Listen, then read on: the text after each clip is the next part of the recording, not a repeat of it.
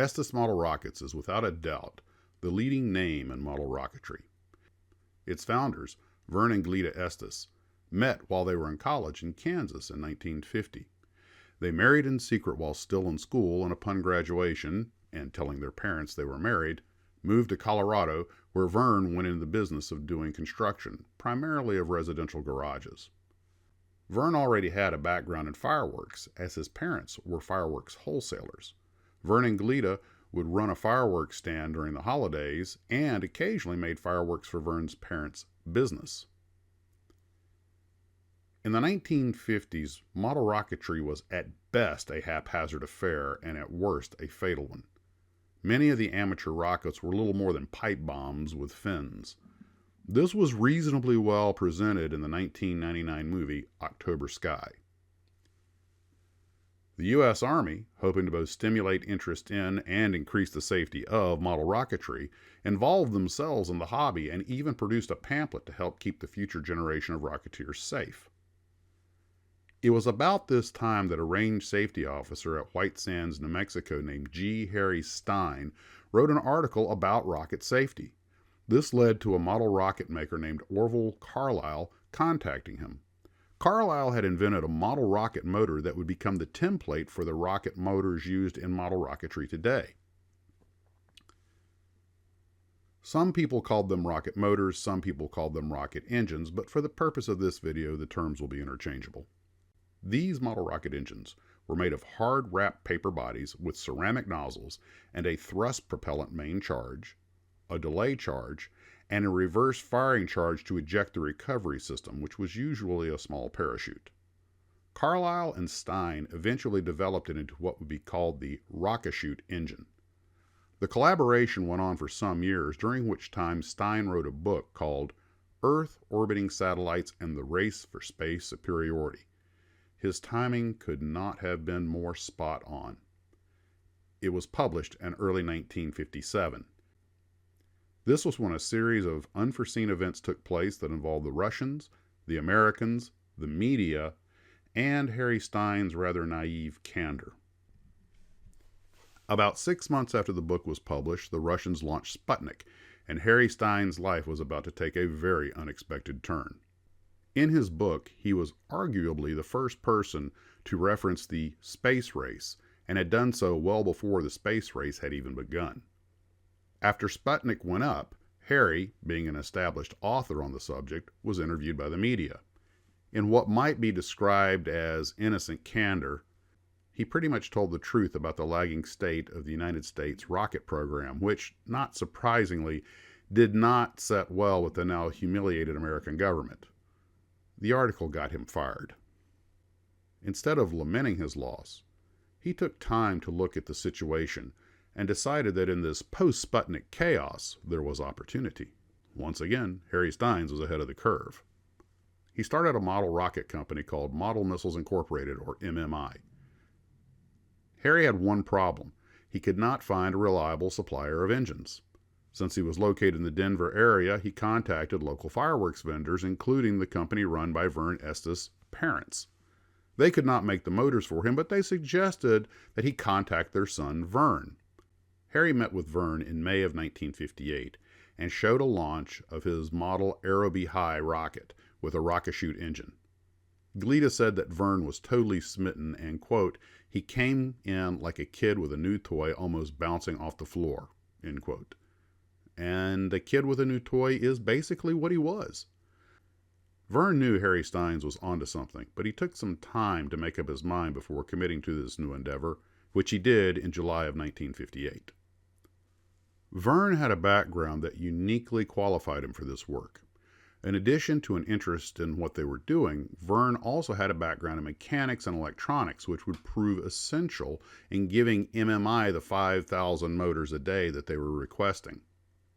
Vern had worked for the Kool-Aid bottling company of Denver, Colorado. There, he had become intimate with the rotating table machines that bottled soft drinks. Vern initially made some test presses to see if he could even make the model rocket engines. After being told by experts that mass production of these rocket motors was probably impossible, Vern was only more motivated to keep working at it on his own, often using parts he scrounged at junkyards. Carlisle and Stein had given Verne all of the technical data he needed on how they hand-made engines, but Verne needed to automate this process. Eventually, he made a machine that would prove to be the key to success. It was a cantankerous machine that used the rotating table technique he had learned at the bottling company. The machine always needed attention and reminded its operator of a girl he could never please, and thus it was christened in her name, Mabel. When working normally, Mabel could make a motor every 5.5 seconds. Unfortunately, MMI was unable to take all of the motors they had asked for, but since they only sold to hobby shops, Harry Stein had no problem with Verne selling directly to customers via mail order. Glida personally had handmade and sewed all of Estes' original catalogs. The engines sold well, but customers wanted more than just the engines, so Glida ended up making body tubes for Estes' first rocket, the Astron Scout. Glida was swamped with work, so eventually additional staff had to be hired. In October of 1959, there was an accident and employee Jim was seriously injured. Mabel was also badly damaged. Verne had to do some soul searching to decide if he wanted to keep this business going. He didn't want to see anybody getting hurt. But then he saw some news articles about one boy being killed and another seriously injured while they were trying to make rocket engines. These were two separate incidents. He genuinely decided that he needed to press on.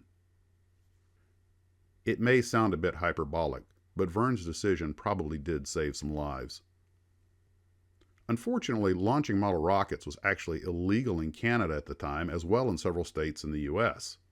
Verne and Glida were invited to speak to fire marshals in California who, given California's problem with wildfires, was a hostile crowd. According to Glida, State Fire Marshal Thomas G. Fisher told her point blank that California had a very nice women's prison, intimating that if they wanted to sell model rockets in California, serious legal troubles, backed by the full weight of the state, would be soon to follow. There were also regulatory problems with shipping rocket engines. Harry Stein had done extensive work to get the U.S. Postal Service to allow rocket engines to be shipped through the mail. The regulators were eventually convinced that allowing professionally made rocket engines to be shipped was a better alternative than not having them. And the post office did agree to allow it, but only 3 at a time, which is why model rocket engines are still sold in 3-packs to this day. Over time, the safety record of rocket motors being sent through the mail convinced the post office to raise that number to 27 motors at a time. In 1960, the company moved from Denver to Penrose, Colorado. Verne, with his background in garage construction, personally helped build the facilities, along with his longtime construction associate, Andy Gunderson. These included a wood shop, a machine shop, an office, and a house for Mabel. Not surprisingly, the early buildings all resembled garages. Once the Penrose operation was up and running, Estes models really kicked into high gear, introducing different lines of model rockets and rocket engines, as well as accessories. After the Astron Scout, there was the Astron Cobra and the Astron Drifter, and the list goes on. They also started putting out promotional material. Verne was administering the company, and Glida was doing, well, pretty much everything. Whatever needed to be done, she just saw to it that it got done or did it herself. She said she did every job in the company, with the singular exception that she never made nose cones. The company grew and even had a branch of the U.S. Post Office in its building, so their mail and deliveries would not swamp the local town post office. Glida also ran the Early Help Center, which was all done by mail. Verne eventually started the Estes Yellow Pages, which was a way of disseminating technical information and making it more available from a centralized source in the pre-internet days. All of this combined to earn the 77-acre tract of land on the outskirts of Penrose, Colorado, the nickname Model Rocket Capital of the World.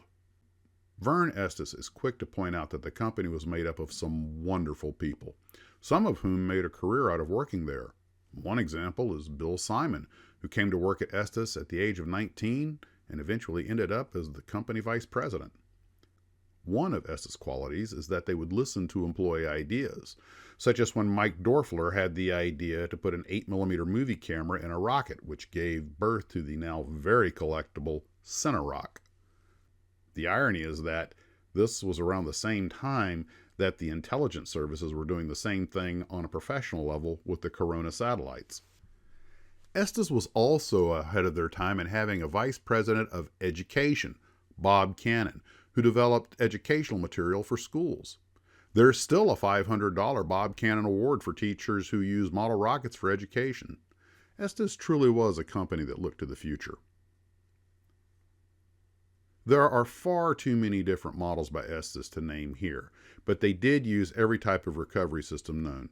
Parachutes are perhaps the most common, but there were also swivel wing gliders, fixed wing gliders, auto gyros such as the Gyrock, which was my first Estes model rocket, streamer recovery, featherweight, and of course tumble recovery. Tumble recovery, which is just what it sounds like, the part would literally tumble on its way back to Earth, creating drag so that it wasn't damaged on landing, was usually used for the first stage of multi-stage rockets where there was no way to mount a parachute. In 1965, Estes printed its first color catalog, and sales literally doubled. The power of color pictures increased sales to the point that Estes had to yet again hire more staff. These catalogs themselves have become collector's items in their own right. In 1969, Estes had over 270 employees and a $1 million a year payroll, but Verne felt they needed more capital for expansion in order to continue their growth. Verne and Glida sold the company to the Damon Corporation of Needham, Massachusetts, in exchange for stock in Damon, but they both stayed on with the company, Verne becoming the president. This gave Estes the money it needed to expand and remain dominant in the model rocket business, and since by this time Damon had also acquired Estes' main competitor, Centauri Engineering of Phoenix, Arizona, the entire operation had become a relative powerhouse in the small world of model rocketry. Although Damon merged the two companies under the name Centauri Engineering, the Estes name had too much brand recognition and popularity to do away with, so the Penrose operation continued doing business as Estes Industries. To avoid confusion, it is important to remember that the actual business name of the company was now Centauri Engineering. That same year, Verne managed to get this incredible, unretouched photo of the Estes model Apollo 11 in front of the real Apollo 11 as it launched. He did this by putting it on top of his rental car and being very patient to get the perfect shot. This was a one-shot deal, literally. So while the rest of the world just watched Apollo 11 blast off, Verne watched it and took the time to stay focused on getting this picture. Now that's commitment. At the very end of 1969, in fact on December 31st, 1969, Estes sponsored an indoor launch of a Model Saturn V at halftime of the Blue Bonnet Bowl in the Houston Astrodome. It was a great indoor launch and recovery.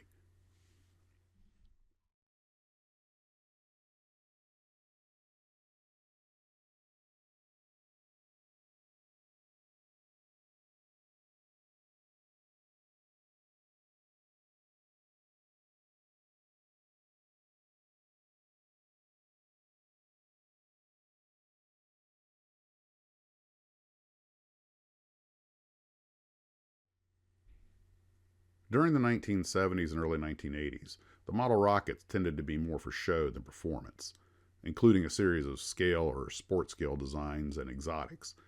This was a marketing-driven evolution to try and keep people interested in model rockets. In 1977, Donald Gazzaniga produced a promotional film for Estes that was hosted by actor William Shatner, who of course was famous for his role as Captain Kirk on the TV series Star Trek. The tie-in was obvious. Centauri was also well known for its rather exotic designs, and the two companies often copied design elements from each other's models. The rockets made by Centauri continued to be developed, marketed, and sold from the Centauri offices in Phoenix, but the actual manufacturing of the Centauri products was moved to the Estes facility in Penrose. The hard reality was that the Centauri kits were never as successful as the Estes kits, so the Centauri operation was discontinued in 1983, but the company name was still Centauri Engineering, even though they were now only making Estes products in Penrose under the Estes name. Confused yet?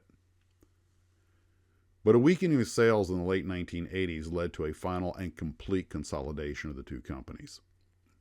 In 1989, Damon itself was the victim of a hostile takeover, and Estes Industries was divested and became part of Hobby Products. In 1991, Barry Tunick became the CEO. During this time, the model line was reduced, and the ones that were left were usually very basic designs, some of which were fully pre-assembled.